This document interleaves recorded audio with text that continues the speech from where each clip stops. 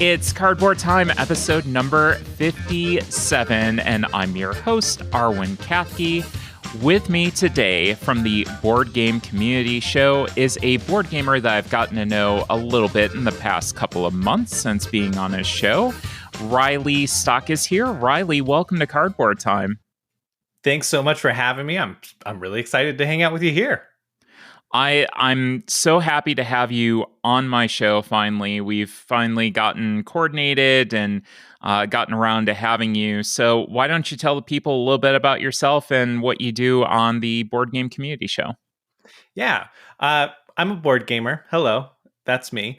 When I first got in here, I was kind of like really pursuing the design side of things. And then I thought I'll start a podcast about design. And that quickly turned into just like, I just want to nerd out with people. And then that turned into like, I just want to get to know people, because that's really what the board game like hobby is about for me, is being able to sit down with friends, play board games. And I think in the community, we see so many people, right? Like listeners of your show might listen to you. There's no way that they don't feel like they're friends with you because you are so personable on your show, but maybe other people. Yeah. I feel the very same way about your show as well. So, well, thank you. But like, right, you look at people like Eric Lang and Elizabeth Hargrave, and maybe like I'm trying to think of maybe some big streamers that I've had. You know, people that you may watch or know in the community, but don't necessarily interact directly with. They feel like on a pedestal, and you can't imagine sitting down at a table with them and actually playing a game. Like, what would you talk about? How would that go? Would it be tense? Would it be awkward? And the answer is no, it wouldn't. They're awesome. So, it never is. It's just really cool, and they're just people. Exactly. And so I hope to kind of knock people off of that pedestal maybe a little bit. You know, it's not about humbling them. It's more about changing the perception of the rest of the people and introducing people to new people as well. Yeah, absolutely. I think we have a lot of crossover on our shows, like we talked about when I was on your show as well. There's a lot of similar things that we do, so I feel like we synergize very well. So yeah, we're going to get into a little bit more about what you do at the back half of the show. But for now, we're going to talk about some games. I have to give my obligatory Shelf of Shame update. Yesterday, before I got home, was at 142. It is now at 143 with some expansions as well. Coming in is a game that I've been waiting forever for. I could have picked it up in its normal form at Gen Con, but I kickstarted it. That is Blazon from 25th Century. Game about medieval heraldry. Looks very interesting. I'm hoping that with my schedule, I might be able to get a solo play in today, which would be fantastic. I think it might be a little bit more on the heavier side, for Allie to really enjoy and get into. A lot of it's kind of tile placement-y, where you need to make sure you adhere to certain rules and you score points for things being in certain places, yada, yada, yada. So interested to try that out. And then the 2 expansions for Edge of Darkness, I picked up as well. Love that game. Only played it a few times, but it was enough for me to pick those up once the new expansion came out, and got my hands on the old expansion as well. And another set of metal coins, which I forgot that I kickstarted and now have an extra set of. So if anybody has Edge of Darkness, get a hold of me, and you can be the owner of a set of metal coins. So just get a hold of me. Very kind.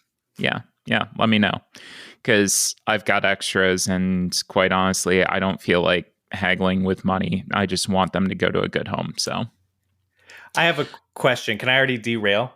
Yeah, absolutely. In true Riley fashion. All right. Ranking your resource components: metal, plastic, cardboard. I mean, that's how I would rank them. But do you have a ranking of them? I would say the same. I think metal is going to 100% be at the top. Is acrylic kind of in that plastic category? You know what? We could separate those because I do think acrylic is nicer than just, plastic. Acrylic's a little bit up there. Yeah. Yeah, so you got metal like is right at the top, and people can't see. I talk with my hands a lot, and you can't see that on I a forgot. non-visual podcast. You've got metal at the top, you got acrylic, then you go plastic and cardboard down at the bottom. But Okay. sometimes cardboard can be cool.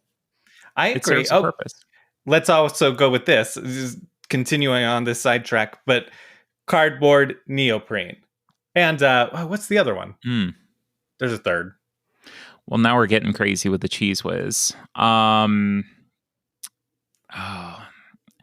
I do like neoprene, but I feel like it's excessive at times because I have a neoprene mat on my table. So to put, another neoprene mat on top of neoprene, I feel like exhibit sometimes and saying, yo, dog, I hear you like neoprene. So I'm going to put some neoprene on your neoprene. Yeah. And you show up in your neoprene pantsuit. Absolutely. As you do. As you do. I'm going to go scuba diving. It's going to be great. Yeah. Lovely. Love it. I agree. Yeah. Yeah. There's such thing as too much. You don't always need neoprene. Right. But it is great at a convention if you're going to set up and you don't have a mat, then you have a nice neoprene surface. It's a nice surface to go and get cards off of. So I completely get that. So it's situational. Yeah. All right. Fair answer. Okay. Sorry. Derailed. Done. No worries. That was a very important question. Unfortunately, nothing went out of the Shelf of Shame. I'm working on one though. I've got a Blood Rage online game going right now. So once that finishes, I'll be down by one, but that hasn't happened yet, so I'm not counting it. I'm in that game. Yes, you are. And I have no idea how I'm doing because I really still kind of don't understand what I'm doing. This is my third game of it, and it's the first time I've ever actually invaded or pillaged somewhere. I've never successfully pillaged in my 3 games. So I'm excited. I feel like I've done more this game than I've ever done. Were you the only one that was in that area? Yes. Same. Because I was like, I'm going to pillage and make sure that nobody's surrounding me so that they can't come in. That's exactly what I did. And then the second area, I filled up all of the slots, waited for the combat next to me to resolve to get rid of the ship, the little boat that was next to me. Mm-hmm. And so then I could pillage again and not have anyone around me come in and muck up my battle, my pillaging. You've got to pillage safely. That's the way that I look at it. It's been an interesting game. I just know that I'm putting quests down and that I'm putting dudes on a map, and hopefully, points will happen out of that. So we'll see. We'll see if that actually works out or not. Fingers crossed. I honestly don't know. This is my third game, and I still don't know how I feel about the game. Everybody loves it, but I'm always like, I've only played it on BGA, and so I'm like, yeah, it's a good implementation. Yeah. Oh. You kind of want to play the physical version though, just to make sure. It's like I do. Maybe and my friend has all the upgraded stuff. Yeah, I think so. We'll get into the review section now. And Riley, I want you to talk about your game first, because this is one that I was kind of eyeballing at PAX U and didn't pick up, and I'm kind of hit myself over the head for not doing that because it sounds like it would have been a good purchase. So my first one, Paperback Adventures by Sky Larson and Tim Fowers Games. This game does it for me. This is tied for my favorite game of 2022. I had so much excitement about this game because I love word games. That's totally my jam. I love trying to use words clever or like letters and figure out what the best thing is there. But this was like my most anticipated game of the year, but it was also the one I was worried most about that it could disappoint, because I thought like maybe it'll be too simple, or maybe I'm just trying to create the biggest word, but that's not the case. So, breakdown of the game, right? You are, well, Slay the Spire. Mhm. The project, like the code name for it was Splay the Spire. And that is because you are going through, and it's a roguelike type game where you are just you're playing through these books. And so there's like a book one lackey that you have to fight, and on the lackey card it tells you what they're going to do, and in order what they're going to do it. Like first turn they might attack you, second turn they're going to curse you, third turn they're going to defend, and then it just cycles through that. Like, and so you know what's about to happen. So how do you want to handle that? What's your approach going to be? Are you going to attack and take some damage so that you can put down some damage? And yeah, you'll lose a little bit of health, and you're not going to get it back unless you play a card that gives it back. Or sometimes at the end of the battle, you get a reward, and you have to beat the enemy twice, and you flip it over to the second side, and it does something when it flips over. And then it reveals, like a harder version of the enemy you're fighting. So exciting. But when you are playing, I am so bad at explaining games, by the way. This is why I don't talk about games on my podcast usually. You're doing great. But what you're doing is you have 4 cards in your hand that are all letters, and they have, on the left side, they have generally defense icons. On the right side, it has attack icons. There might be like energy icons too that you can collect and then use those to use special abilities. And so if you build a word and you splay it to the right, you're going to be attacking. And so you only use the letters on the right side. So it might be like you're spelling rate, and you do RATE, and the top card is visible. The other ones are just underneath, just showing that right side. And so they show you the icons that you get, but that top card of rate has a special ability written on it that might be like add 2 to your attack, or whatever it may be, like give a curse to them. But if you wanted to defend, you can use that same word rate, and then your E will be at the top, and that gives you a special ability. Ooh. So you'll be defending, but your E might say like plus, or you get attack equal to the number of defense that you play down. And so you're like, well, I'm getting both, the best of both worlds there. And so you have these very clever decisions. But again, to complicate it even more, the top card that you use is going to be exhausted, so you don't get to use it for the rest of that battle. Oof. So your deck is getting smaller and smaller. Generally, you're starting with like a 10 card deck. And then there is a enemy vowel that you can use. So if you're fighting like the Buccaneer, I can't remember what their vowel is, it might be the E. And so that you can use that E at any time. And then if you put that as the top card, then you get to like skip their action. You put their action to the next action, so you could sort of mitigate that. But then you have to get rid of the enemy vowel, and you don't have that option anymore. But then there's also a wild card that's always available to use. If you don't use it, you get to collect energy. If you do use it, you get to use it for whatever you want. It's a vowel. You beat the enemy eventually. You reset like your energy stats, but you keep your health, collect some rewards. It might be like adding new cards or replacing cards. You get to go and shop with some currency that you may have earned during the battle, add or replace new cards, add MacGuffins, which are like little cheat type things, or like items that give you bonuses. So exciting, so thematic. And then you fight a boss, right? So you do the book 1 lackey, book 1 boss. Then you move on to book 2 lackey, book 2 boss.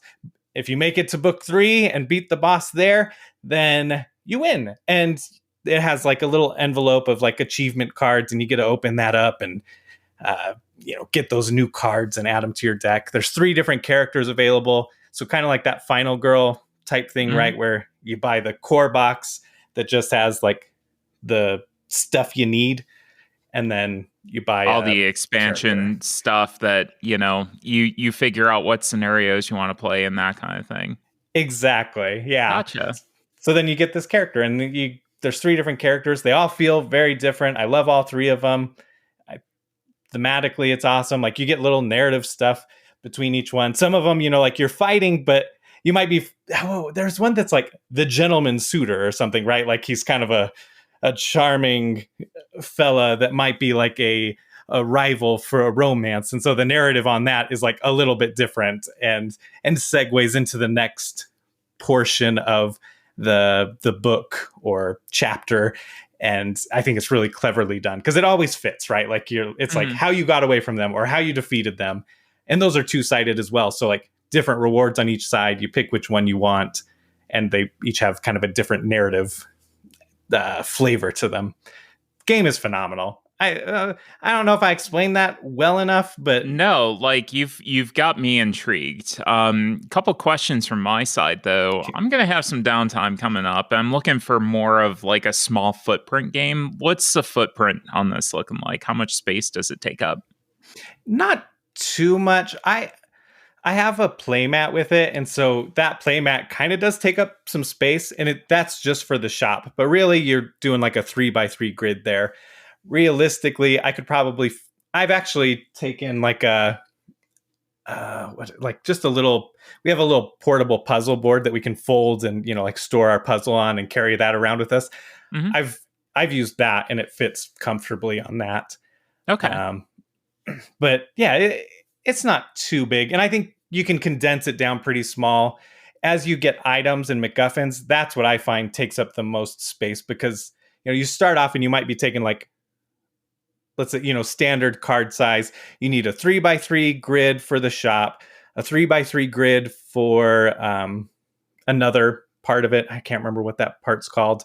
And then you have your enemy tray, and then your tray, and then maybe a 3x2 starting out for like 3x2 card size starting out for like your deck and your starting MacGuffins and whatnot.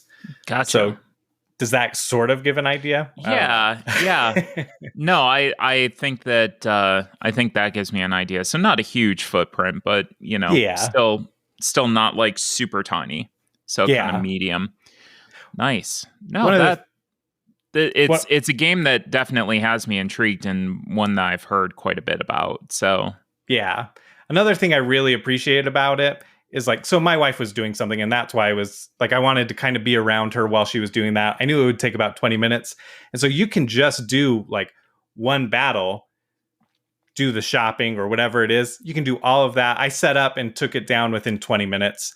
And that was the first one. And now when I clean it up, like I just clean it up in a certain order. So now when I set it up again, I can just take it right out of the box, put each stack in order, how I cleaned it up, and it's ready to go within like a minute or 2. So nice. Super fast setup, like especially after your initial setup. The initial setup might be like closer to 4 or 5 minutes, but yeah, but it's still great. Not terrible. I mean, I certainly have played worse.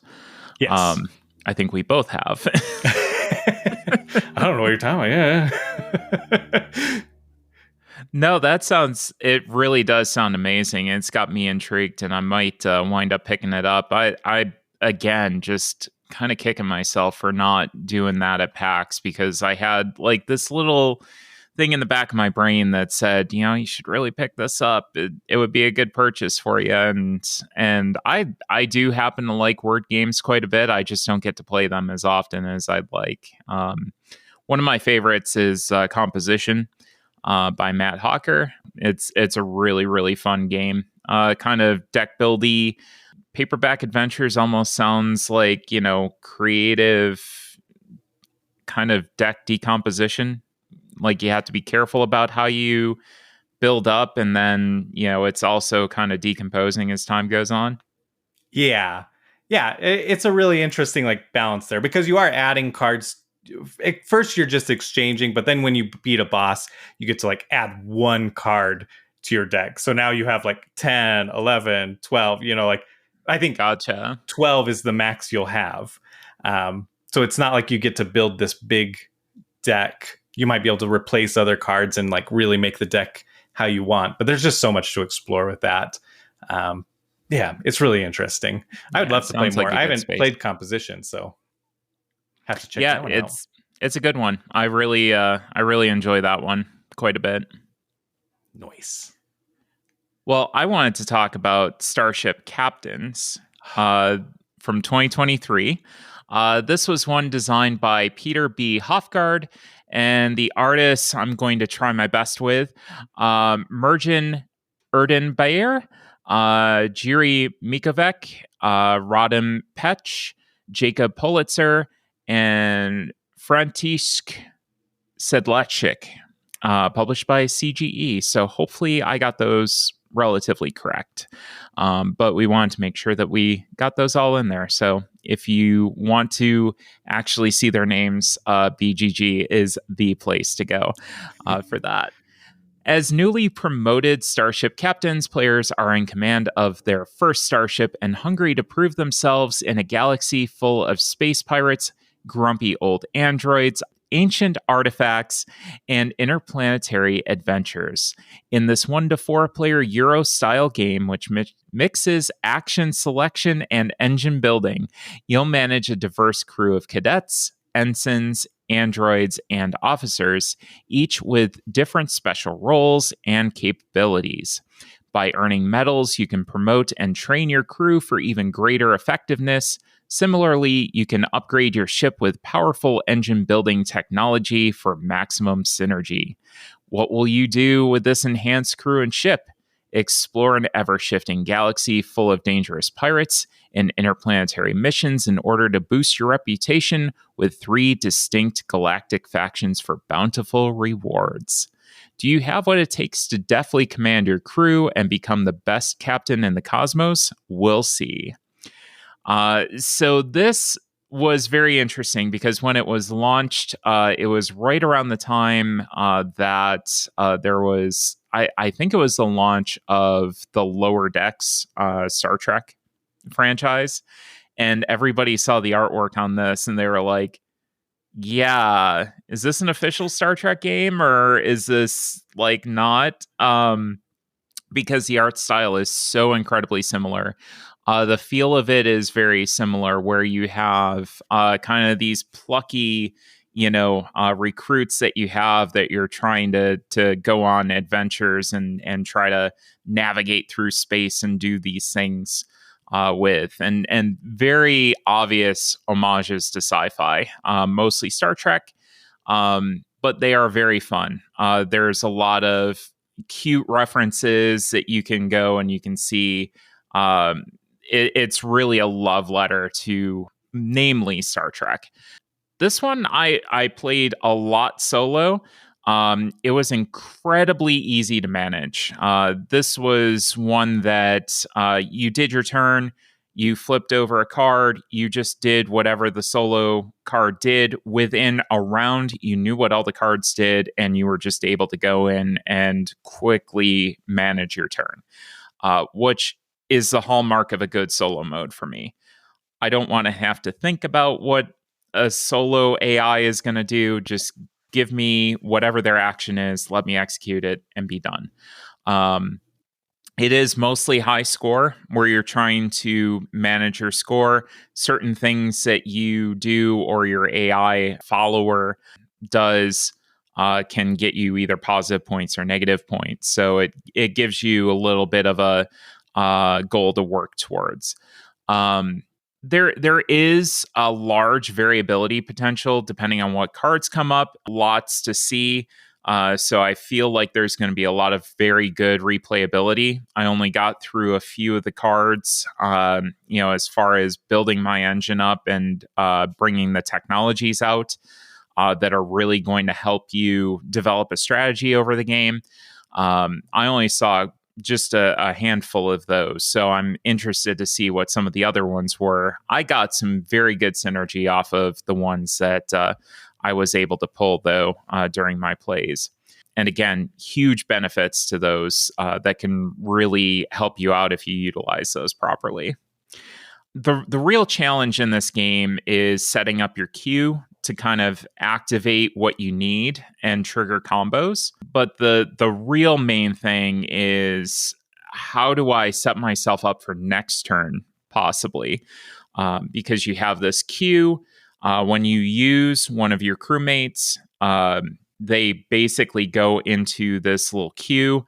And then at the end of the round, you're going to push the crewmates into the available spot, but leave a few of them behind. I think it's 3, so that you have control over which ones come up next turn. So you know what you're doing this turn, and you can kind of figure out, okay, I need to basically get this person into the queue so that they can be out by the time that I push the rest of them through, which I really like. I like planning ahead. I like balancing between the rounds like that. This has a very tight action economy. And my criticism is the same as Arnak, which really isn't a criticism. Arnak, you need a few plays to get used to get, the rhythm going of what you're doing. Because my first few plays of Arnak, I felt very unsatisfied. I felt like I needed another round.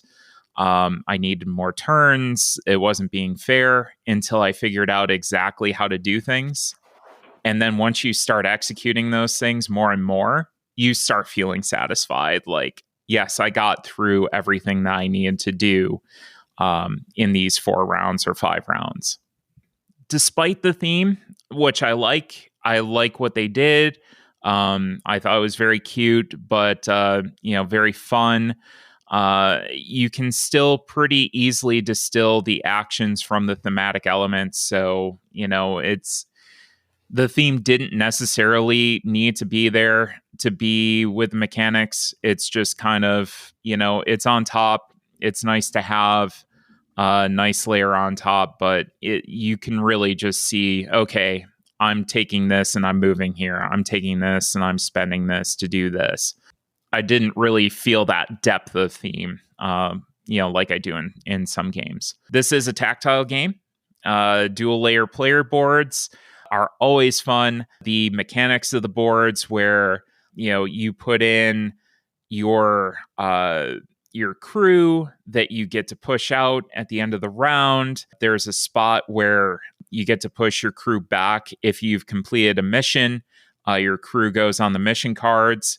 You can get these androids during the game that are like one-time uses that don't go back into your crew. So they're a little bit bigger base. So if you try to push them back into the queue, they don't go back, which, again, as an engineer, I just find tactile and fun.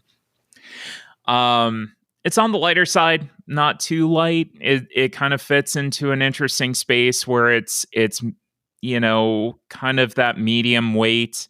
I wouldn't introduce it to somebody. It's like their first time out playing a board game. I don't think it's that light, and your heavier gamers might not appreciate it as much, but it fits right in that middle space, and one that I personally happen to enjoy quite a bit. And then at the end of the game, you get this fun little tale that told you what you did and, how you got received back at Starbase. And usually they don't end up great. Usually you failed somehow. They're like, okay, you did fine, I guess. Or you did horribly and your ship blew up. Like you limped back into Starbase. I guess you did okay. So this one's going to stick around for a while, even if it's just for the solo play. Again, I really love the solo mode on this. I thought it played extremely well, extremely light, on the rules set for that, and that's in the space. I really like it. So I saw your eyes light up a little bit when I mentioned this, Riley. Have you gotten your hands on this? Do you want to play it? What's your take on this? Yeah, so in my 2022 review episode, at the very end, we talked about like games we're looking forward to in the new year, and this was probably near this was the first one I think that I came up with immediately. I was like, yeah, Starship Captains. Love the theme, love the presence of it, that aesthetic, right? Like it looks very tactile, looks very pleasing. So this is one that I'm super interested in. And this further gives me that hope. Like I love a good solo game. it also my wife doesn't love sci-fi, but she'll tolerate it. And so if it's not necessarily like super thematic and somewhat lighter, she might actually get into it. Uh, It's silly. Like the promo card. Just to mention, I did get a review copy of this. The promo card that we got along with that was like a sci-fi convention, or and it was just everybody dressed up as different characters and stuff. So it doesn't take itself too seriously at all, and I think that's some of the charm of the game, and kind of lends itself to the weight of the game as well, where it's not super heavy. It's not going to be your nitty gritty like Eclipse or anything like that is going to be a serious sci-fi theme. This just kind of, it's more breezy than anything, I would say. yeah, and I think that was part of my appeal to it. Like, I love things that don't take themselves too seriously, like Lower Decks, right? Like that's the perfect parallel here, because it is like that show does not take itself seriously. It's a very At fun, all. light show. Yeah, like yeah, I do the actual play friend info, and like the whole point of that is like the Borderlands universe is sort of this like dark universe, but at the same time like very humorous and doesn't take itself seriously. So I'm totally drawn to that type of theme. I do have a question because this is Yeah. something I, in my kind of looking of it, I couldn't quite tell. Hmm. So you've got your red, yellow, blue. Is there green? You've I think there's red, yellow, blue, and gray. great. Okay, maybe that's what I was thinking. Yeah. Yeah. So you have those. So when I look at it, sometimes I see them as like looking at cards. It almost looks just like your cadets. I don't. What do you call them? Your workers, Yeah. your Basically, crew. your cadets, which you can promote. You put a little Oh, ring on them, and then they can do like an extra action, or they can command somebody that's in their class to do another action, kind of thing. So oh, that's it cool. So it's some interesting. theme stuff comes in there, but Yeah. and I know that the colors are indicative of some sort of like I'm Hmm. an engineer. This person's a whatever it is, scientist. I don't know. And d- but looking at it, I struggled with like, are they? Is it pretty much resource management, but your resources are these people? Or is it worker placement, or is it double? Like, are they worker placement, but they're also can be used as resources to fulfilling goals? Does that make sense? Is that it's a weird thought? Yeah. No. That it's a very good thought. And it actually brings a couple things I wanted to talk about. So they're more resources than anything. I would consider them resources. So basically, the colors kind of match and correspond to whatever they can go and do. So, like your red ones, I believe, were the ones that were able to move your ship. And your gray ones are the ones that can always repair your ship, because your ship's going to take damage from pirates as you're flying around. So and that basically fills up your board, so you can't maybe take on more resources, which might give you extra actions. They have these little artifacts that you can match up to the colors on them, and that gives you another action of that type. So that kind of clogs your board up, or it might clog a technology space that you really need in order to build your engine up a little bit better. So it's mainly a resource to go and do. There's no like worker placement space that you go to. There's like the color symbols that show up on your ship, but they're just a reminder of, if I use a red, this is what I get to go and do. If I use a yellow, this is what I get to go and do. The colors were fine for me, because now that you brought that up, I might as well mention that. The colors on the crew themselves were fine for me. I could see where people would have issues with them, but I didn't think that the color choice was that bad, because they didn't go the traditional red and green like they're used to. That said, a couple of the colors on the player boards, which don't match up with the little figures and your cadets, those did get very, very close for me. So I used two colors because I needed to use two different sets. For the AI, I used two different colors that didn't, have an issue. But, and this is a common complaint that I have in CGE games, especially, they do tend to be very close in their player color matching.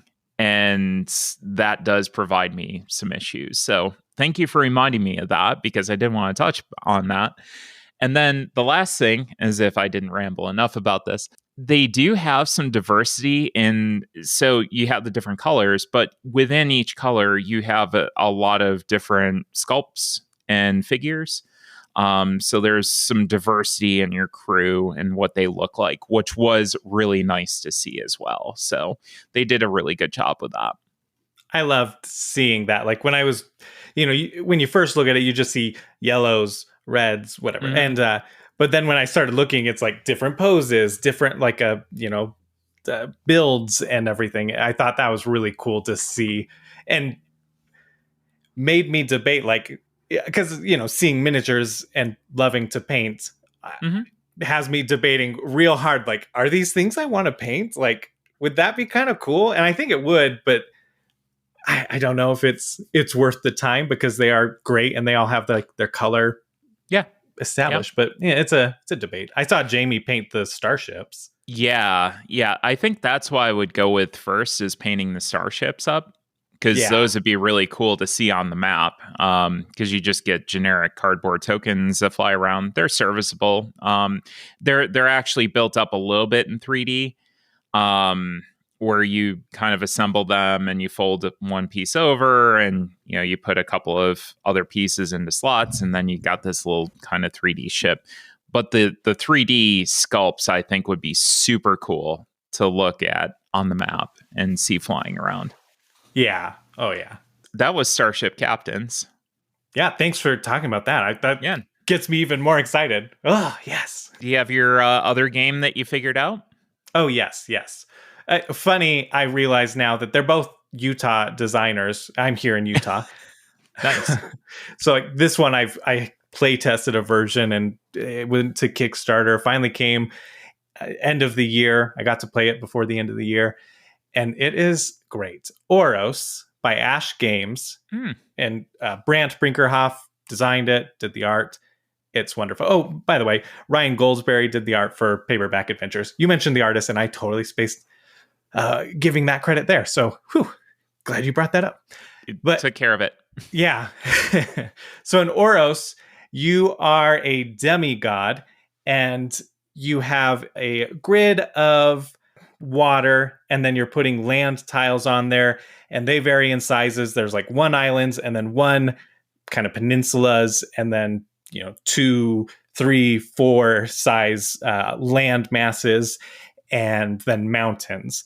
And so throughout the game, you're going to be shifting these land masses around the water and colliding them into each other, combining those numbers, making them bigger. So if you collide like a 1 and a 2, you made a 3. If you collide 2 4s, you make a mountain, and mountains can't be moved unless you unlock an ability, which brings us to the whole the player mat, which looks like this just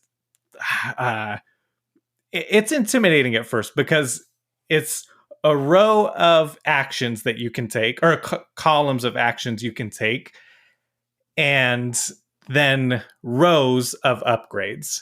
And so you have that grid, but you're going to like gain knowledge, and you can use that knowledge to upgrade certain abilities. So at first you can like move a 3x1 row of land masses, and then you can upgrade that so you can do 2 and then 1, which makes it easier to kind of control where you're going and what you need to do. And there's so many fun things in there. Like you'll get volcanoes, you get volcanoes placed throughout, and you can erupt those, and that's will increase the land. So you erupt a volcano on a 3, and it'll go up to a 4, and then it'll bleed over into the water and create land. And if there's more, then it'll make that land from a 1 to a 2 immediately. And then you have followers out on the map, on the board, and you move them around and get them on mountains and build places of worship. And then when they build places of worship, they're studying and gaining knowledge and upgrading your demigod's abilities. And and then on your player board, I think this is what's really clever to me. There's this whole puzzle going on of these. You start off with 2 followers on your board, and they're covering 2 of those action slots. So you can't use those the first round of the game, but you wouldn't use those anyway. Mhm. And then you'll place 3 workers on your on other action slots, leaving a couple, I don't know how many it is, like 2 or 3 action slots not occupied. And so then in the future, when you have to take an action, you take a worker from one of the taken action slots and move it to an open one, which makes that action available, and the one you just took not available. Very similar to what you would see in Scythe then. I haven't played Scythe, so Oh, yeah. yeah. Oh, I like Cool. that mechanic a lot. Yeah, I love that so much. And but then there's going to be actions that'll let you put followers out on the board or even gain new followers. So you might end up clogging your board up even more, or like freeing your board up more by putting more followers out on the map. And then while you're doing these different tasks, mainly like building places of knowledge or temples, places of worship, whatever they're called, I can't remember. But there's like a, your reputation track, what would be your victory points. One of the ways you're going to win the game is that it's numbered like 1 through 15. And when you build a place of worship, depending on which one you build, or no, I think it's always worth 2. You're going to like gain 2 of the victory points. And so you move up this track and you're on 2. Somebody then builds 2 and they're going to move 2, but they can't be on the same slot as you. So they leapfrog forward. And then that just keeps happening. Like you're just leapfrogging over each other until someone hits 15, you finish the round, and then you do score the number of points that you're on there. So once somebody's at 15, nobody can surpass them.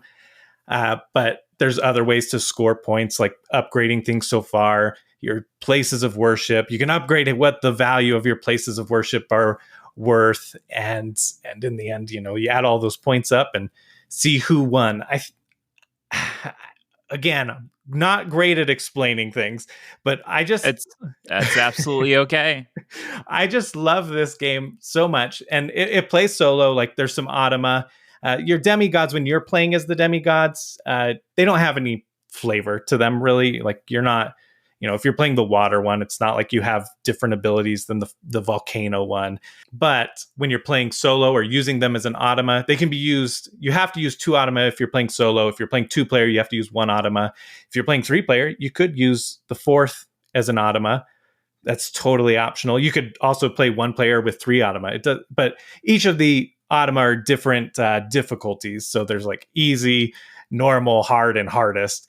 And gotcha. And so I played with like the easy and then the normal one. And the easy one I beat, but the normal one I haven't been able to beat yet. And they do feel different. Like they have their automa deck. You flip it over, you do what it says. And some of that was a little bit confusing, but once like at the end of my second play of it, or no, at the end of my first play, I was like, I see, I did so many things wrong here. Okay. Second play, I was like, okay, more doable. Still hard, but the actions start to make more sense. That was something I think they could have been clarified, or maybe I just like misread the rules. That is bound to happen with dyslexia. So it happens. Yeah. So I love the theme of the game. I love shifting the tiles. That seems like it's going to be like very burdensome, but it never is. Like if you collide a tile, it's real quick to just like pick it up, put it in the supply. It comes with these nice, game trays. So it's quick to just put out a new tile of the next value up. And all of that is like really quick and just fun tactile experience. And like old school Nintendo, right? Like this grid is, if you go off the left side, you come in from the right side. So it's almost like a planet at that point, right? Yeah. Like the most confusing part sometimes is that on the edges, there's almost like there's a empty corner piece. So the corner pieces don't have it. And so if you shift the tiles that way, instead it will wrap around. So instead of going from the left to the right, it'll just like curve up into the other corner piece diagonal up from it. It's interesting. I like it, but that's one of the weirdest parts of it. But once you understand that, it's much better. But Yeah, absolutely. That was Oros, Oros. Yeah, by Ash Games. I think Lucky Duck Games is helping to publish it, like in Germany and other places. The Kickstarters, I think, are arriving right now and soon will be available for anybody to buy. So I don't know if that qualifies as a 2022 or 2023 game. So who knows? Yeah, let's say 2023 and call it good. Yeah. When it's available to the public, that's when it should count. Exactly. Well, very cool. Well, stay tuned because coming up next, we're going to have a deeper discussion with Riley Stock. Well, we are going to chat a little bit more with Riley. And Riley, you did let us know kind of what your show is about, and a little bit of how you got started in the industry. But I'm kind of interested a little bit more about your game design aspirations and how you got started. I mean, did you have any games that you started on that you were really passionate about that you were ready to go and publish, or did it never get that far? What was your kind of experience on the game design side of things? Yeah. So I always, I got into the board gaming world and was fascinated by that. I started homebrewing like Marvel Legendary because I loved the game, but I always thought like, oh, wouldn't it be fun if you played as like one of the characters, and that had asymmetry is what I would learn it was called later. But you start wanting to like homebrew things, and from there I started thinking like, well, what kind of game would I make? Like I love the Borderlands universe. So I started playing around with that idea of like a Borderlands game. And this was like 2012 that I started doing that. Okay. And worked on it for a couple of years on and off. I still every once in a while go back to it. But I don't know what year did Gloomhaven come out? That was yeah, I don't remember. Was it 16? Couldn't have been that far. Oh my god. Well, right? I did. I'm pulling it up. 16. I have to know. 2017. Okay, good. I was close. Yeah. I was only off a year. Yeah, I was thinking 2016 too. Maybe that's when the crowdfunding campaign was. Yeah, because I was going to say, like, it took us 3 years to get through it, and that was right about 2020. So, yeah, that was a whole thing. And now Frosthaven might be on its way someday to me. I don't know. Yeah. Gloomhaven, right? Like when that came out, I was like, oh my gosh, this is so similar to like kind of the big grandiose idea that I had, but of like using cards and not dice for your actions, and all these different things, right? Like of sort of taking on that RPG element, but without making it just like a plain out tabletop role-playing game. Right. So I would still love to do that. And now, like there's Nerdvana Games who does the Bunkers and Badasses, and they're working on several other games that should be awesome. Like my big idea there is like, oh, well, maybe one day I'll pitch it there, and maybe they'll pick it up and want to do some big fancy game like that. I don't know though. We'll see. It's fun. It's complicated, but also like somewhat simple. There were things from Gloomhaven that I was like, ooh, I love that. I should implement that into my game. And then there were other things that I was like, I think I did that a little better. No offense to Gloomhaven, because obviously the number one game, but like eat your heart out, Cephalofair games. Yeah. Cephalofair, I don't know. I can't pronounce words today. I would never know how to say it. I don't even, Isaac Childress. Is that how you say his name? Oh, yep. Okay. Got it in one. Perfect. But, like I was designing this game, and then one of my old friends, I didn't know that he designed games, but he was talking about like Protocon, which was this event for like local designers to come and play test their games. And it was the first one they were doing. And I was like, oh, cool. I didn't know other people did this. And I went, and it was like this pretty big event, multiple rooms at this convention center of just people playtesting their game. And I went for like the morning for a couple of hours because I didn't really have like I had plans in the afternoon, like, and man, I wish that I just cleared those plans and spent the entire day there, because it was so fun to like meet other designers, see people playing games, and then start to get involved in that community. That was March of 2020, or no, February, late February of 2020. Ooh. So like, hello, all this whole community. Now Yep. go And online. now goodbye. Yeah, like I never got to attend. They do like multiple meetings a month, so I just got involved like in their Discord, and I was the super annoying person always asking like, oh, what about this kind of design? Oh, let's explore this. Oh, what's that? Like I was probably talking way too much in that, probably annoying all the veterans in the community. A lot of them engaged with me, but I felt like like that new excited person. And they answered a lot of questions, and they were great. I'm sure maybe they weren't really annoyed, but like that's how I felt. Like the overly excited newbie. We all start there. Oh, We right. all start there. I mean, Yeah. I look at that, and there was like a period where Justin and I were kind of on equal footing. In fact, he knew more about board games than I did, because he was one of the people that wound up introducing me into the hobby. And that actually wound up reversing, because I got so deep into the hobby. He would go and he would be like, yeah, but I could do this. And I'm like, yeah, there's a game that already has a component of that, and it's this. And he's like, oh, okay, cool. I'm like, but you could spin it this way. I haven't seen this, it. So I think we all start there. I think we all start with, and especially my journey in my collection, I got excited over all of these new mechanics, which now I know like 20 board games, share the same mechanic and that. So I completely get starting there. Yeah, and I think so many of us are still there. You get that like excitement and joy where you're just like, I could talk about Starship captains for hours, like, Mm-hmm. and people will listen, and even if they don't necessarily understand or like or have interest in the game, like they're excited to hear you talk about it. Or like maybe at some point you're like annoying them about this new exciting game, but it doesn't matter because they'll get to do that too. Um, Exactly.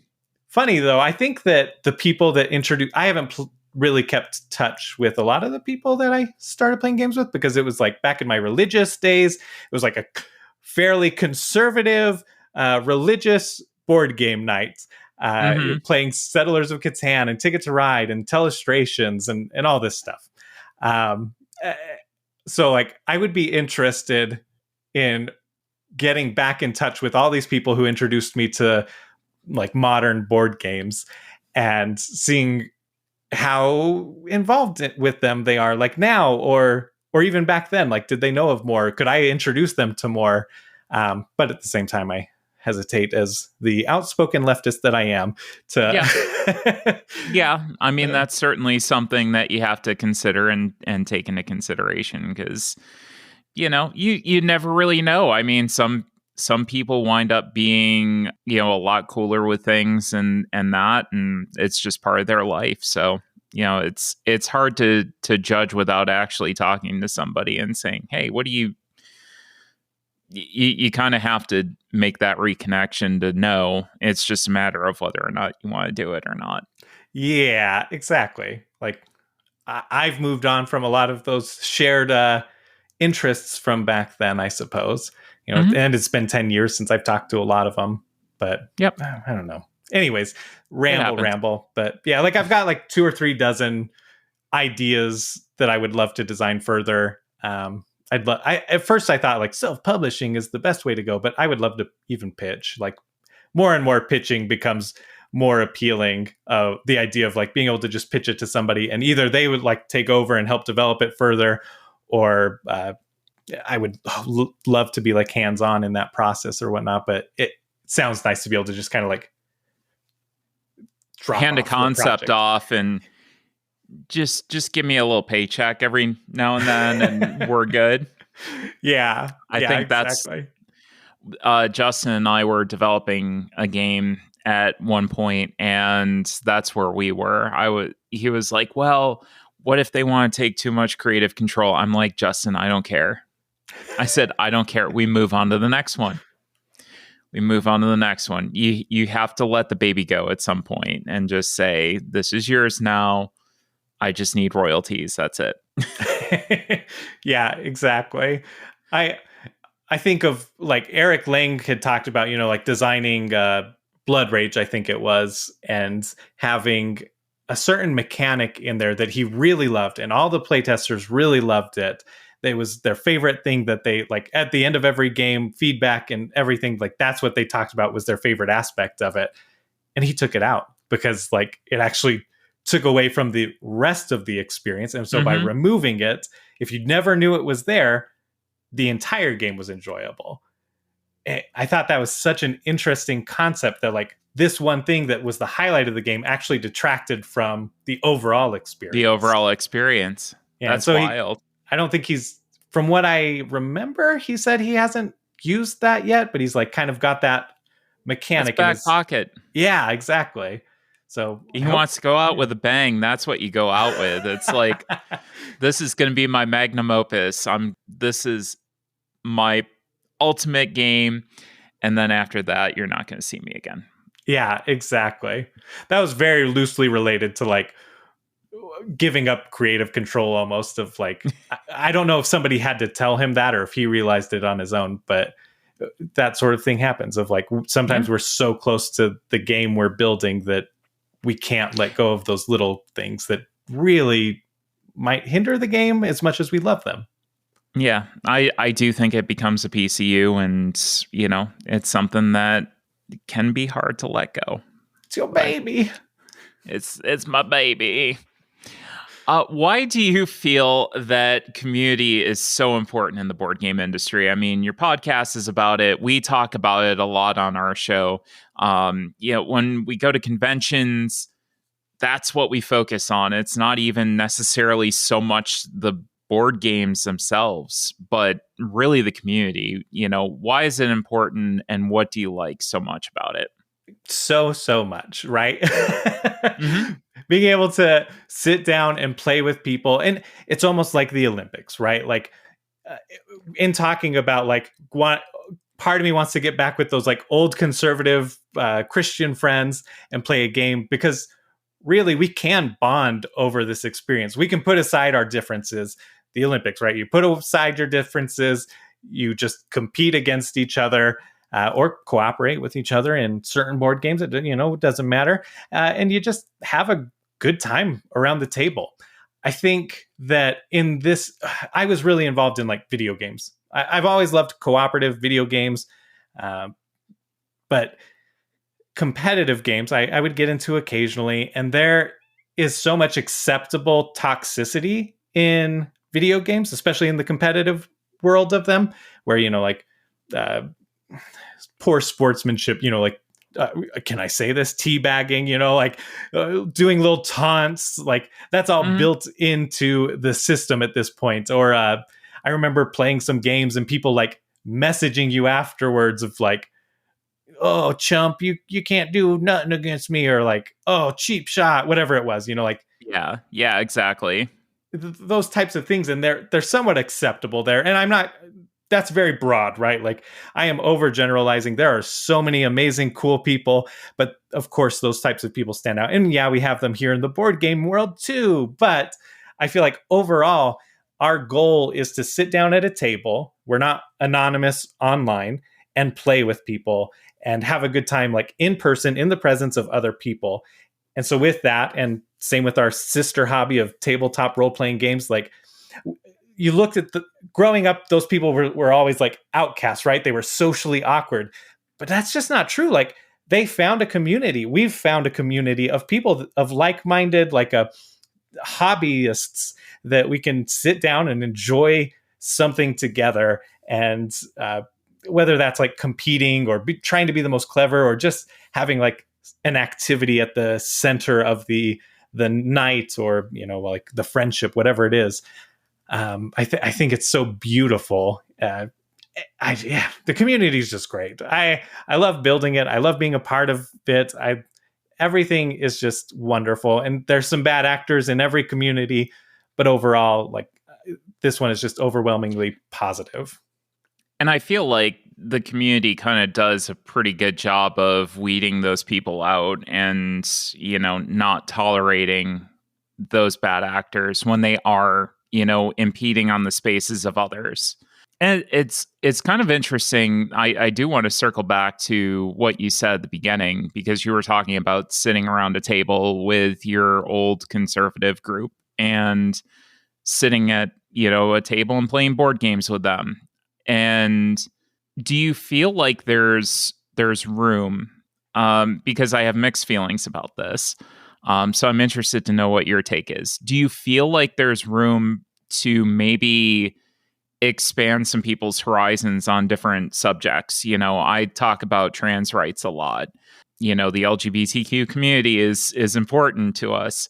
And do you feel like there's value in maybe that exposure to certain groups who might not otherwise have an exposure, and a good experience, with maybe a more marginalized group where that's their only experience with this person? I've said experience and exposure 8 million times, but I'm just working with it. But you know what I mean? I'm interested to know what your thoughts are on that. For me, growing up pretty religious, in a church that definitely wasn't friendly to LGBTQ, it was hard. Like my sister ended up coming out, and she came out to me, and at that time, I've never been like anti gay or anything like that. Like I was never that way. I was a fence sitter where she would pester me about like, eventually they're going to vote on the right for a gay marriage. Like, what are you going to vote about it? And I was like, at this point, I don't have an informed opinion. Like, so I will sit it out and let you vote on that and try and get that passed. Terrible of me, right? Like, at least I can say like I wasn't opposing it. That was my justification. Mm-hmm. But eventually I met somebody who was in the same church as me and married to a man from another state, right? Like, and we talked, and I didn't know he was gay. He was my tutor, Spanish tutor. And after several sessions, it eventually it kind of got brought up somehow. And I was like, oh, interesting. Like, I knew you were Mormon and I knew all of this stuff, but like, I didn't know you were like married or anything. Like, how does that work? And he was just so like, oh yeah, like I don't bring it up because it's not a big deal. Like, I am who I am. I don't need to be in your face about it. My sister was always in my face about it. Like, could rarely have a like civil discussion about it where I couldn't ask, like, I couldn't genuinely ask without getting attacked. Like her passion was so strong that, like it felt like it would close off the conversation. And so having those conversations with him, all of a sudden I was like, oh my gosh, like I have been so wrong. I regret like, saying that I wouldn't vote for this. And, like later I did get to vote, like, yes, of course. Yes. But it was just like, I needed that open person to be able to talk to. And I would hope that if I was in that community setting, that I could be at least some sort of representative. There we go. I don't know why that word escaped me.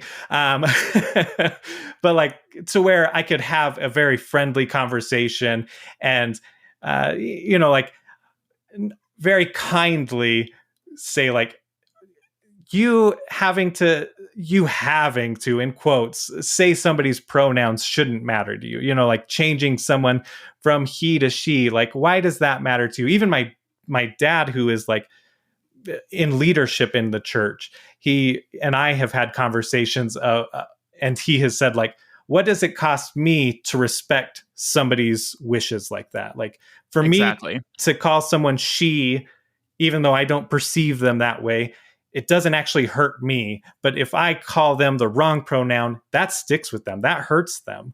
Like, it's all about respect, right? Like, so even if I don't see it that way, I will do it because it's what they want and that comfortability. And he expects that kind of thing in kind of like respecting his beliefs of, whatever they are. We don't need to get into that side of it. And so there's sort of those things and sort of launching points. And I would hope that I could do that kind of thing without becoming like too impassioned, or put up those walls. But it's a minefield, right? Like, Yeah. so I think it's a huge balance because you have to strike the balance between, this is not the defining feature of who I am. Like, I am trans, but I also play board games. I also work as an engineer. I also, love to go to movies and talk with friends and go to different restaurants and stuff like that. And so I think there's like a kind of mix, and ultimately you need a safe environment to do, everything in. That's like paramount. Number one, I need to be safe in this environment. So there needs to be that level of respect. But at the same time, I feel like there is an opportunity for us to maybe sit down at the table with somebody who either hasn't had exposure or has had a bad experience in the past, that they've heard something, or they've had some sort of again, misinformation or a bad experience, that we can provide a safe place for them to go and say, oh, this is fine. This, I was wrong about this, or I had a misperception. So I think that is kind of the magic of the community, and the fact, and to kind of circle this back around. You talked about video games and being more of a, maybe more of an antagonistic relationship. I think because you do have to sit across from somebody and look them in the eye and say, this is an actual person that I'm dealing with. It's not this nameless, faceless person that's, gamer tag swag YOLO 420. I feel like it adds a level of, oh, I need to be respectful to this person, if that makes sense. Yeah. Oh yeah. Like, and it's so interesting, right? In a video game, people will get so upset over what might be like a minute of play, right? Like, you're playing for a minute, you get killed, you're upset. You respawn, you go back, like in many video games, right? Yeah. Board games, we're sitting down, and sometimes we're playing for like 3 hours, 12 hours, maybe 12 sometimes, hours. like, and you're playing one game. At the end, you only have one winner, and most people don't get too bent out of shape. Like, there might be a little, oh man, I could have done this differently. But that's the thing, right? It's more like this whole long buildup with people. You're progressing together. You're seeing what everybody's doing. You're interacting during that time and kind of bonding. It's beautiful. So yeah, but you definitely need that like safe space. It's interesting because I remember a couple months ago, well, I've got two little things about this. I'll try and keep them short because I know I can get rambly. When I very first started in the community, I had responded to something that I saw, and the way I perceived it was that somebody was being bullied. And so I jumped in and said my thing and didn't say it all that well. I got unfollowed, blocked by a lot of big people in the industry, got attacked for a little bit. And I think only one person DM'd me and said, I don't think you meant this. Like, and they kind of talked me through it. And I was like, oh my gosh, I totally misunderstood. Thank you so much for pointing that out and helping me understand like why what I was saying was like being attacked so much. I'm still blocked by many, but many who just unfollowed me have now followed me since, because it's like, we have very similar views here, like, and there's that, again, the anonymity of the internet, right? Like, and the mass, like, when something gets under fire, it's easy to like just jump on that bandwagon and see that person is like, I'm just going to block this person, not deal with it. I'm just going to attack this person and not try and like have an actual conversation. It happens on all sides, right? Like, we all can be guilty of that. I know I've done that type of thing of just like gut reaction. Oh, I'm so mad, like spew something. And so now I try and breathe and like actually have conversations. And I've DM'd people and had those types of conversations. So it does happen. And that's, again, on the online space where we're not face to face with people. And then on the other side of that, somebody who was saying something very like anti-trans, this was like half a year ago, I think. And they had been responding to a couple of my posts. I ended up blocking them. They blocked me. Great. And then somebody messaged me and was like, "Oh man, they're so great. I don't understand why you guys are fighting." Outside of, they didn't see like the little back and forth that was going on. Right. And they were saying like, "I met them at a convention and we sat down and we played and like really bonded, and they're so nice. They're so great." And I told them what was going on. And they're like, "Oh geez, like I didn't know that part," because like obviously at a convention, we're sitting down, we're playing, we're having fun. That's the main thing, not our views. But in their position, like they're in a position that I'm not in, where they have had some sort of genuine interaction with them, to where they might actually have that opportunity to like play games with them in the future and maybe be that like that shift in that their connection view. Yeah, exactly. Hopefully like put faces to certain problems and perceptions. That's the main thing, right? Like it's easy to vilify what you don't understand. If you don't understand the trans community, if you've never met a trans person, it's easy to just be like, yeah, right, but start actually meeting people and talking to people, and you'll realize like these are human beings, and like it's and that's I've had a lot of interactions with a lot of people who I've gamed with, and it's not all of them, but a lot of people that I've gamed with that were friends of mine before I transitioned, and they, through that experience, have changed their views. They've changed their opinions because they knew me before, and they're like, well, now I have to deal with this because this is an actual person that I know that's going through this, and I have to understand her viewpoint and not just compartmentalize like the entire community as this behemoth of, oh, this is yucky, something that I don't understand, and I don't care to. So I think it does take on a different taste, when you do it in person as opposed to doing it online. So yeah, absolutely.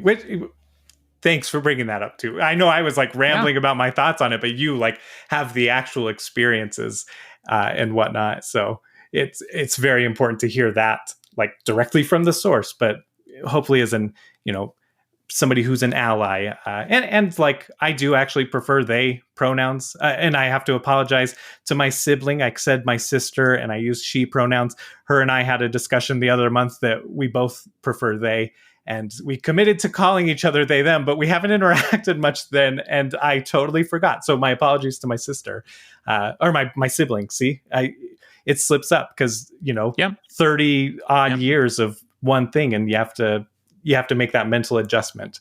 But I know that they wouldn't be upset with that either. So, and there's a certain grace I give people to, that are honestly just genuinely trying to get used to things, and not, there's a balance there too. So yeah. Absolutely get that. Real quick story, if I may.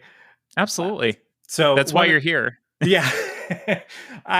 This was like a very beautiful moment for me, and very interesting, but I've been going to my favorite local game store, right? They have the same 3 staff members for years, and we do like playtest meetings there a couple times a month. And so there was an employee there who was kind of like shy, soft-spoken, and then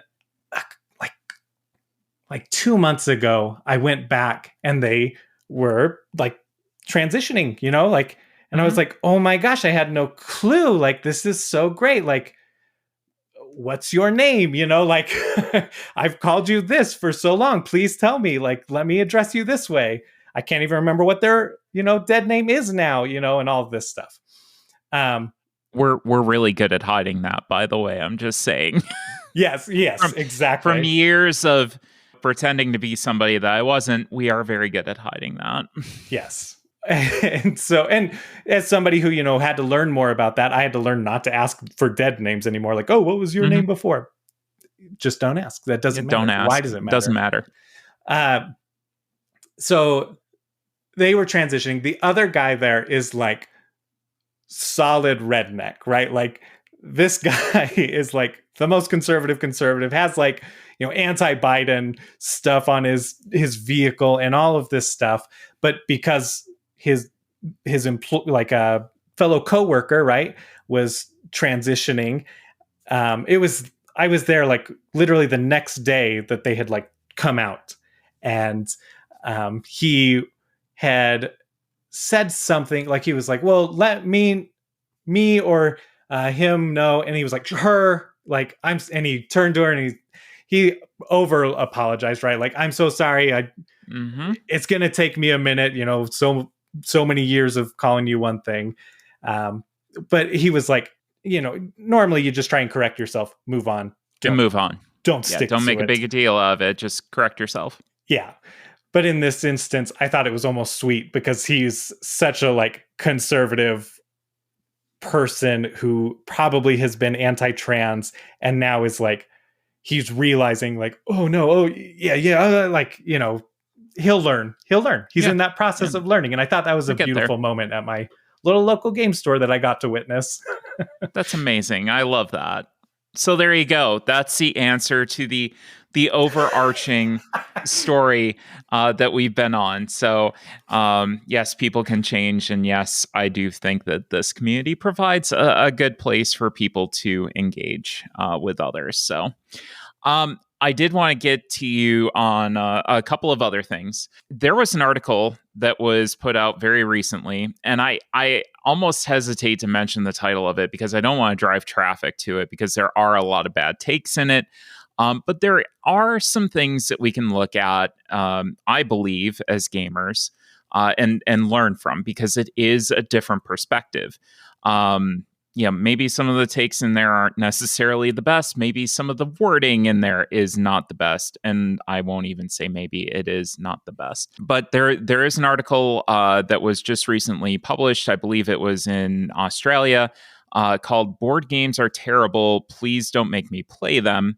And it was essentially this author had a bad time, had a friend who was very interested in the hobby, was trying to get the author into the hobby. Sounds like he was playing a lot of different games. Sounded like a Sushi Go was in there. He mentioned play colonialism, which as we talked about before, we started recording. Riley brought up is a issue that we're trying to deal with in the hobby. And it's not to say that we can't change it, and we haven't changed it because, I think the new Puerto Rico was a great example of that. But he basically was on the rant of, I hated my experience and nobody should play these games because they're boring and terrible and they're for babies and yada, yada, yada, which we know is not true. But I do think the one thread that we kind of need to learn from is how we introduce people to board games and how much that matters. And Riley, I want to know your perspective on this. But I did want to read a response from Chris Barrows, from Tabletop Express, which I thought was fantastic. And he said, "Know your audience, build a local board game club, invite people to a library program. So many ways to organically build joy from #boardgames." And I think that he hit the nail on the head, kind of building on this concept of community and maybe how we introduce people or how we interact with it. I'm interested in your thoughts on this, Riley, especially around the introduction and the teaching piece and how important some of those first interactions can be in potentially bringing somebody into the community. What's your thoughts on that? Yeah, I think actually Chris and I have had a lot of discussion about this in the past. So it's very fitting that he said those types of things. We might have even done an episode about it. Did we? Oh, or we talked about doing an episode on it. Anyways, I think, this person, right, brought up those problems of themes. Sushi Go probably wasn't that interesting. I believe they put like something to the effects of like cosplaying as colonizers, right? Like that was a very popular theme and is slowly dying, fairly rapidly dying, maybe. I don't know. Yeah. Like it's become pretty unacceptable among the masses. So which is really nice to see. He was yeah, he's being introduced to the wrong games, obviously. Like, I was talking to my friend about playing some board games, and like, I wanted to play some themes that I was interested in, but I knew that they were a Fallout fan, the video game series.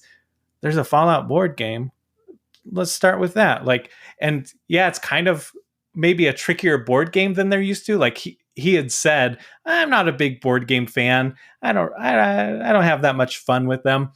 But then I busted out Fallout, and he was like, yeah, I'd be down to try that.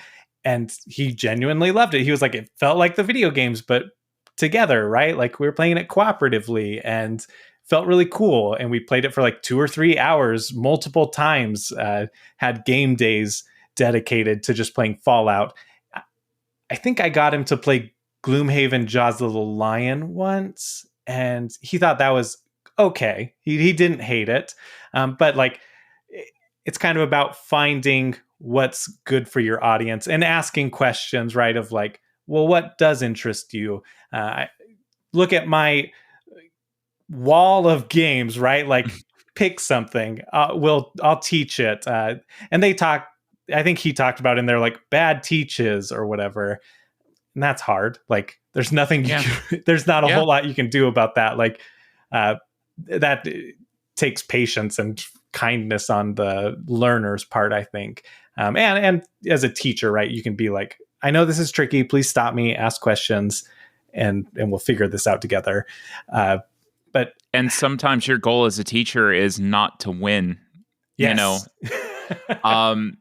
You don't have to go and show your skill. In fact, one thing that I really like to do when I'm teaching a game is normally I'll have a strategy that is kind of tried and true after I've played the game quite a bit and I'm very familiar with it. Like, I'll go kind of the same route. I use it as an opportunity to just try something completely off the wall and different and weird. And, sometimes it works out and sometimes it doesn't. But I don't play aggressively because that person is almost guaranteed not to have a good time. It's not that you don't want to provide any competition whatsoever.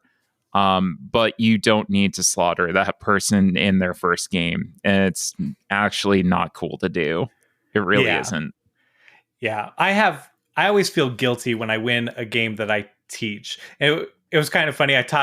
We had a game night with some family, played Lost Ruins of Arnak, which came up earlier. Yep. And I had taught it, and I told them, like, one of the key parts of winning this game is doing your research track. That's going to probably earn you the most points. So I drove that point at the beginning and multiple times. And then I was doing that thing of exploring different things. I didn't care about winning. I just wanted to explore what else I could do in the game.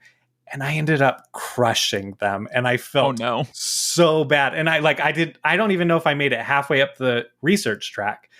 And like, I had just gone and explored and, defeated guardians and collected some cards. And in the end, I think I was up maybe like 15, 20 points or something. And I was just like, oh geez, no, wow. I'm so sorry. And I could tell that other people were like, you said that this was the way to win. And I was like, I'm so sorry. Like, I literally apologized. I thought it was. Yeah, I was like, I thought it was. I was trying something new here because I have fun exploring and defeating guardians. I thought that was going to be a fun, silly thing for me to do. I didn't know it would make me win.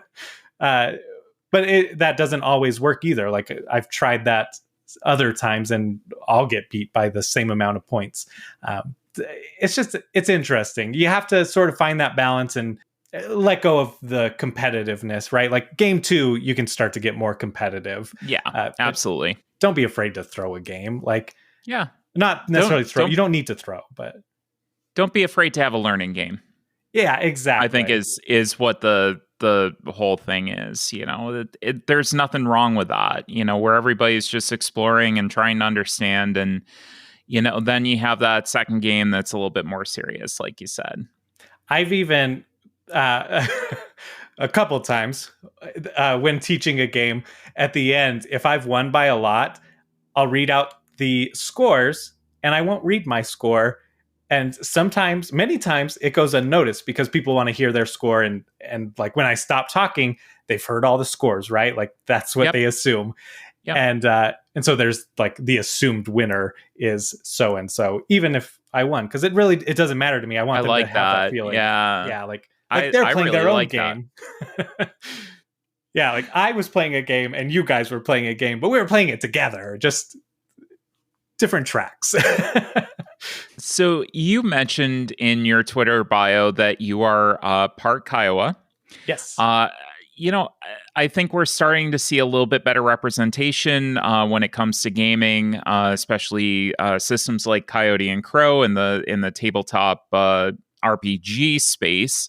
But what do you think can be done to improve representation? Where do you think that we have to go from here?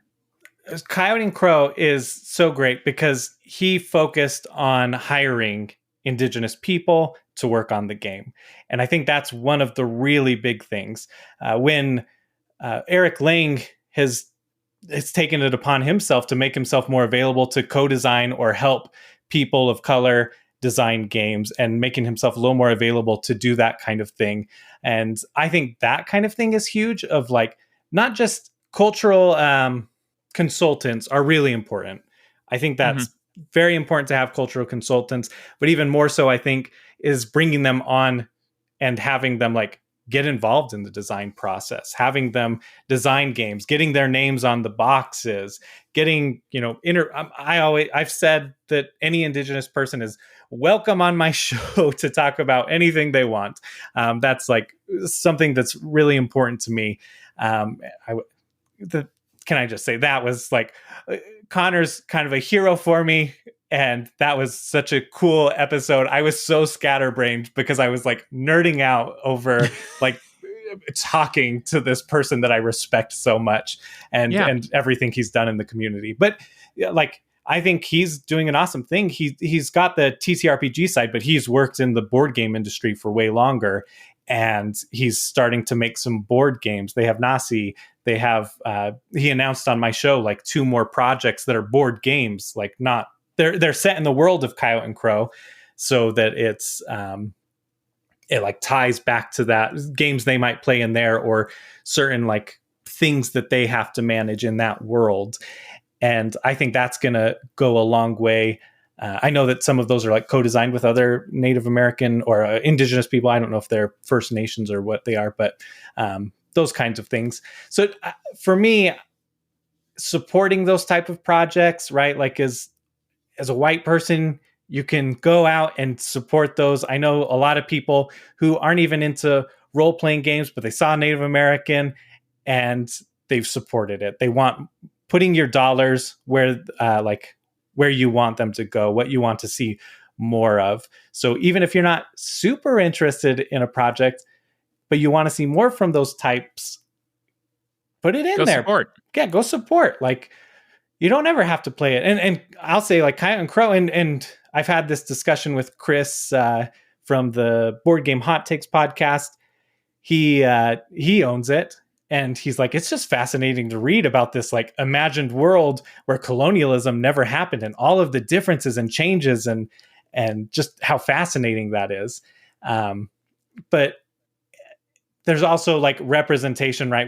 We're trying to change the way that people are perceived, like indigenous peoples in games, right? Like with Great Western Trail, getting rid of Native Americans as like the obstacles in there, or I don't know exactly what they were in the original, but replacing that with bandits, like what a great update. And you still see it. Like a couple years ago, Undead or Alive did their zombicide game. They had a cultural consultant, and they decided not to make any of the zombies Native Americans.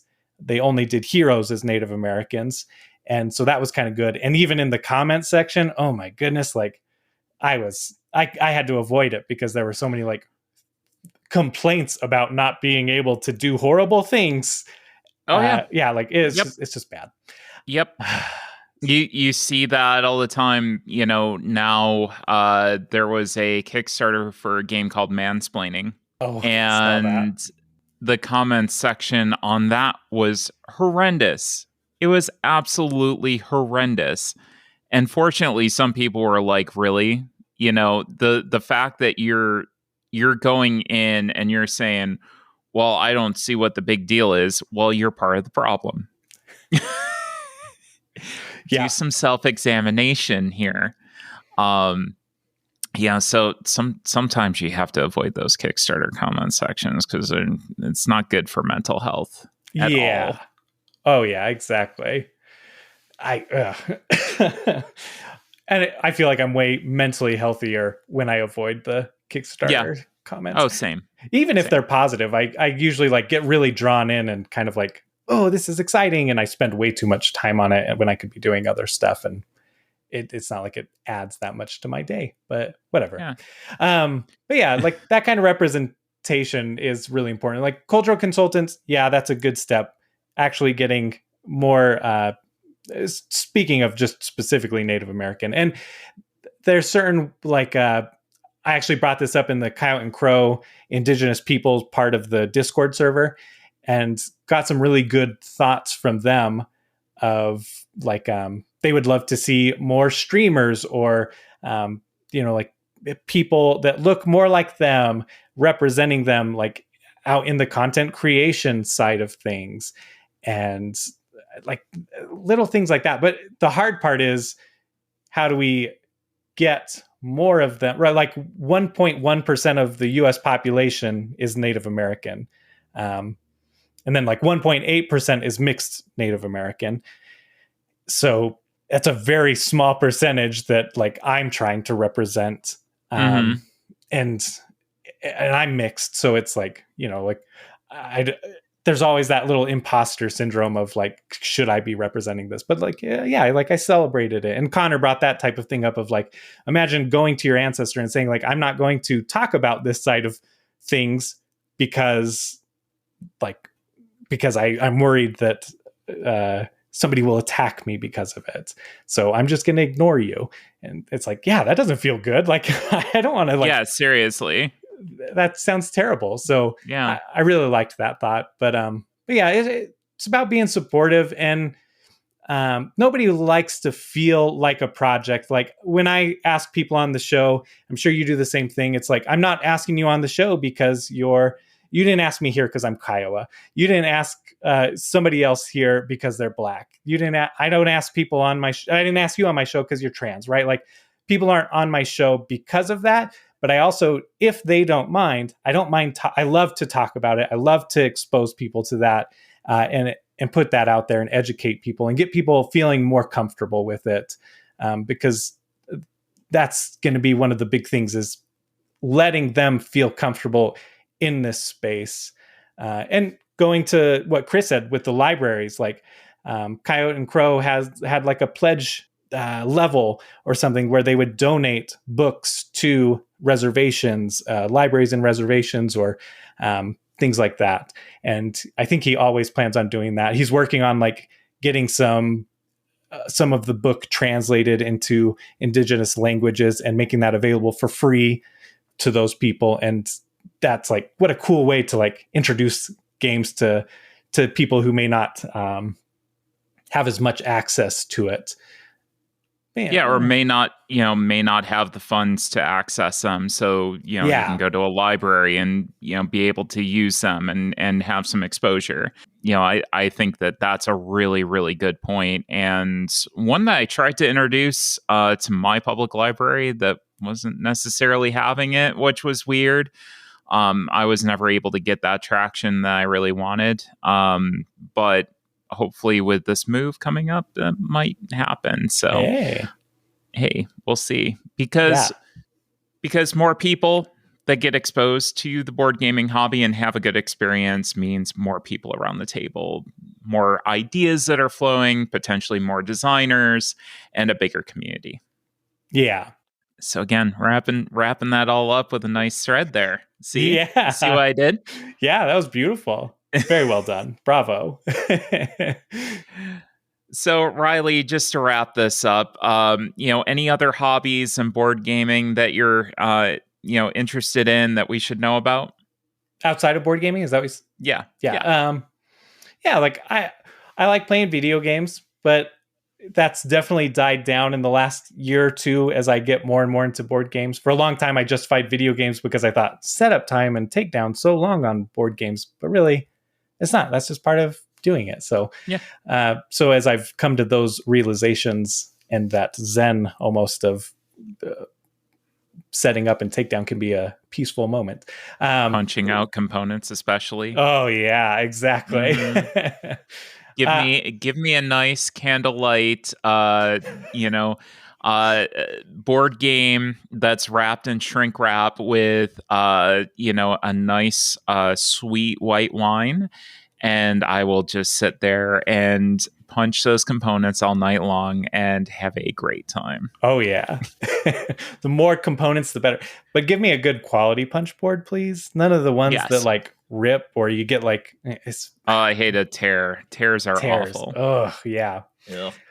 Sometimes they tear okay, like it tears into the punch board, but it feels like more often than not it tears into the component, and you're like, no. Anyways, my perfect component. Yeah, I've also come to terms more with that as things get more and more damaged. That's a side thing. I won't get into all that stuff.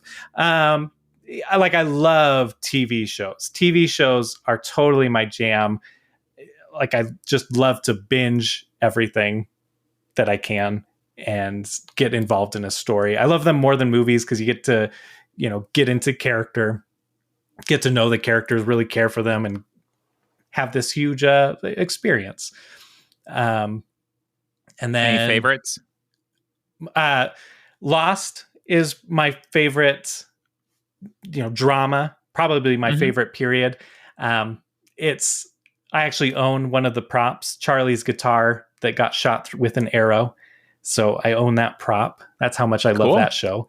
And then Community is probably another favorite, especially the first 3 seasons. And I have autographed DVDs from from Dan Harmon, who's the lead creator of that. And I have a series of pictures of him like almost making out with me, which is another funny, as he was blackout drunk. It was like, oh my gosh, what's happening? But okay. And there's so many more. Like I'm almost done with Legion right now, and then I'm going to start Severance, and really excited about that one. And I love a good thinky show.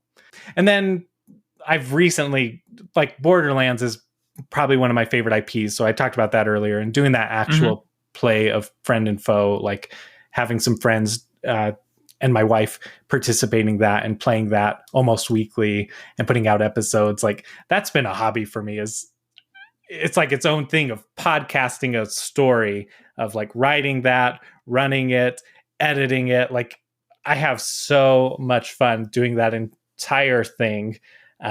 I wish editing could be a little bit faster, but I'm always figuring out ways to speed that up, Oh, I know. Believe me, I know. Yeah. And that one's always tricky because it's like generally 5 people on microphone. And so it's like editing 5 tracks and yeah. It's a fun puzzle though. It almost goes back to like gamifying things, right? Of like, oh, how am I going to balance this? Or what can I take out? Or what can I leave in? What should I leave in? I don't know. But yeah, that's been fun. I hope to explore more role-playing games too, which I know is again kind of board game related, but that sister hobby. I don't know. Food. Love eating food. Indian food, Thai food. Those are my favorites. Yeah. Indian food is fantastic. Yeah. I absolutely love Indian food. Same. My wife and I, from when we met on Martin Luther King Jr. Day, and so it was January 20th. So we kind of get 2 little celebrations. So usually on Martin Luther King Jr. Day, we go out and eat at an Indian restaurant. And so we did that this year, and it was just so, so divine. I'm glad that was our first date. Glad we didn't go out for like pizza or something. And then exactly. Then you're pizza. As much as I love pizza, Indian food is just so, so good. I mean, the spices, the way that they come together, the way that they kind of pop out at different times. When Indian food is done like to perfection, there is nothing like it. Yeah. To me, it can't be beat. Do you like a lot of places do 1 to 5. What do you do for your spice level? So I used to be between a 4 and a 5. Whoa, You okay. used to be between that. I've since kind of gone down to more of a 3, just because I find that my stomach can't necessarily tolerate.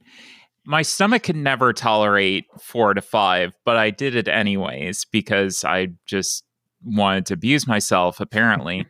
Um, but I've kind of moved on because I don't want to have an unpleasant rest of my day. And 3 is like that nice happy medium between taste and spice. And that to me is like the perfect balance. What about you? Yeah. I will sometimes do 1 if I'm feeling very like I just want to have a nice little meal, but Hmm. oftentimes it lacks a little bit of that flavor. So I find generally 2 is better, and then 3 if I'm feeling spicy, if I'm like, all right, I got nothing going on tonight. Yeah, It's just funny me as and we this get dish. older. I had Yeah, this conversation of like heartburn, right? Like, or acid reflux, and with spicy foods. It's like I used to eat spicy foods all like back in the day. I probably would have done like 4 or 5 easy, but yeah, as heartburn and acid reflux come up more and more as I get older, I'm like, all right, I'll go lower. It's not worth ruining the rest of my day. yeah. Your stomach's telling you, no, Yeah. no, we're not doing this today. You need to learn from this, which sometimes I do and sometimes I don't. Um, but you need to learn from this that we don't abuse this as much as you used to. Yeah. I can't take it anymore, so you're gonna suffer for it. It's a sad lesson our bodies teach us. Why Yeah, as we get older? You'd think I that it know. would dull more and that you could tolerate more. Yeah, you would think so. That's kind of fascinating. I never thought of it that way, that like you could actually. Yeah, it does get worse, doesn't it? Yeah. We have a friend that Fascinating. we used to go out and eat all the time with before they moved away. And she has no sense of smell. Hmm. And so with that comes like dulled tastes. And so whenever we would go out to Indian or Thai, she would always have to say like 5. And then they would be like, are you sure? Like, okay. Sure. Yeah. And then she would be like, yes. And I don't mean white person 5. I mean like your 5. You're Like, 5. yeah. And sure enough, they would bring it out and she'd be like, this is great, like, and it would she wouldn't even be like sniffling. And here I am with like a 2, and I'm like, yeah, this is great. This is real good. I had a friend that we went out to San Francisco for the very first TwitchCon because we were doing streaming at the time. He just wanted everything ridiculously spicy. And so we went to a Thai restaurant and he was like, give me the soup.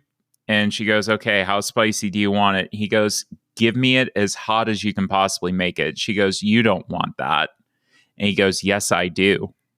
And she goes, no, you don't. And he goes, yes, I do. And she goes, okay.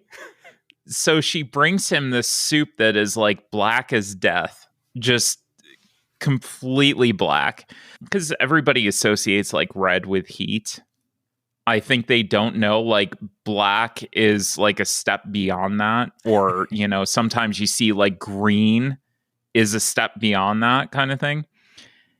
And he got like 2 bites into it and his hands were just like shaking like crazy. And I'm like, you okay? And he goes, oh yeah, this is great. I love this. I'm like, what is wrong with you? Oh my gosh. Your body is telling you no. Yeah, you're literally convulsing. Yeah. He's like, oh, this is great. And he got through the whole thing. Wow. The waitress was looking at me and I'm like, I don't know. Like, apparently he likes it. And we got in the truck because he wanted, he has to have the biggest truck ever, when we get a rental car driving in San Francisco. I'm like, you really? But he gets this truck and he gets in and like he can't drive. And he goes, you need to drive us back to the hotel. Because he's still convulsing from this soup. Oh my gosh.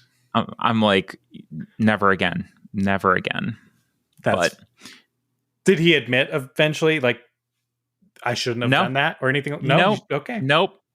And he would talk about that food for like years after that. He was like, oh, I need to get back to that place. That place was so good. It could give me the spiciness I want. I'm like, why do you hate yourself? Wow. Don't. You don't have to. That's funny. So, anyways, to wrap up, how can people follow you on your socials?